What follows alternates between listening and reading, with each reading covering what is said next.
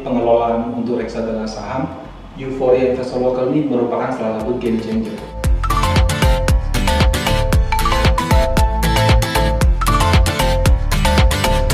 Ini dari 4 Januari sampai 2020 sampai 2021, saya ambil dari RBI. Total transaksi atau trading saham per hari itu 2.383 triliun.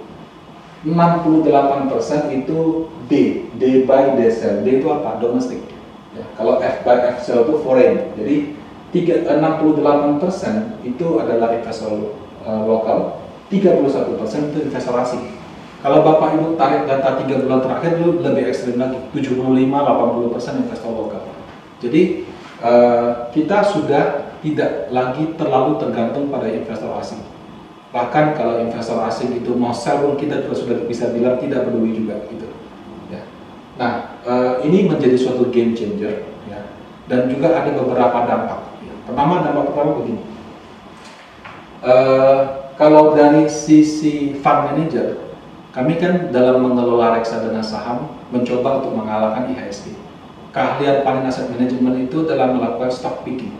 Jadi kami mencoba mengidentifikasikan saham-saham mana yang valuasinya murah dan kemudian fundamentalnya bagus. Kadang-kadang ada juga saham-saham yang kami identifikasikan laba bersihnya akan tumbuh di luar dugaan, gitu ya. Atau perusahaan-perusahaan yang mungkin kami perkirakan dalam kondisi yang susah, laba bersihnya masih bisa terus stabil. Jadi kami memang mempelajari perusahaan secara mendalam. Nah, saham-saham yang seperti itu sangat jarang ada di big caps, ya, lebih banyak di medium small cap. Nah, ketika dulu dana asing atau foreign yang mendominasi market, asing itu hanya masuk ke saham big caps. Kenapa? Karena mereka butuh likuiditas. Mereka bisa buy 2 triliun, sell 3 triliun di minggu berikutnya gitu. Nah, jadi mereka itu lebih membutuhkan liquidity. Mereka tidak lihat valuasi. Kalau mereka masuk saham Unilever, Gudang Garam, Bank BCA, Bank Mandiri, PE ratio 40 kali, 50 kali, nggak apa-apa. Kenapa? Karena mereka begitu butuh dana dijual, pemainnya banyak.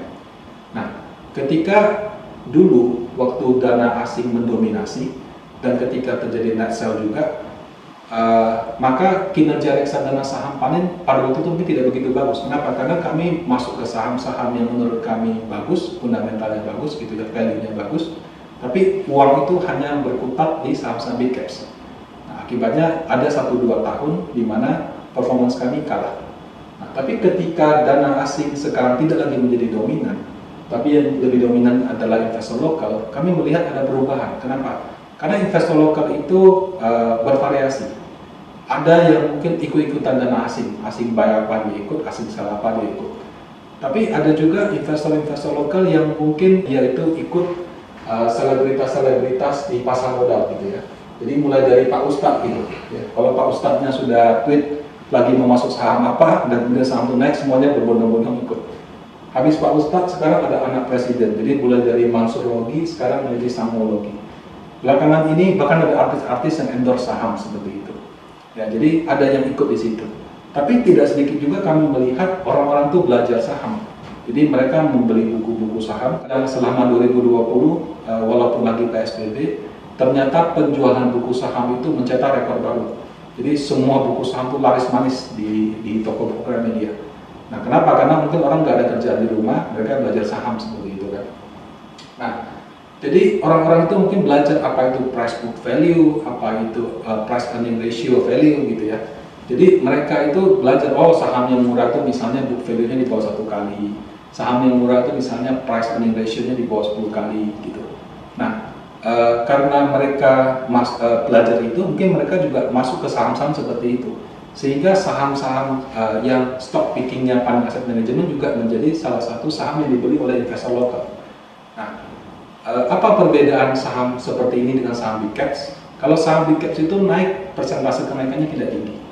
Tapi kalau saham-saham daripada medium small cap kalau lagi naik, karena dia sangat terdiskon, persentase kenaikannya sangat tinggi seperti itu. Euforia investor lokal yang menurut kami mungkin akan bertahan sepanjang tahun ini, karena PSBB kan juga mungkin saja masih berlangsung selama 1 tahun. Liquidity itu nggak hanya masuk ke saham big cap, tapi juga masuk ke saham medium small cap. Nah, saham medium small cap itu juga harus pintar-pintar milihnya, Karena ada saham yang naik karena bahasanya digoreng gitu ya, yang kalau nanti jatuhnya sakit. Ada juga yang benar-benar naik karena memang fundamentalnya orang tadinya nggak sadar, oh baru sadar saham Mimura Singa naiknya cukup tinggi seperti itu.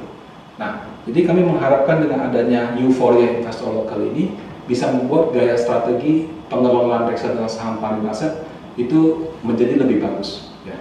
Nah, dengan demikian, kalau misalnya IHSG naiknya 6.200, untuk reksadana selain yang berbasis indeks saham seperti Maxima, Prima, Ultima, Infrastruktur, Syariah Saham, Teladan.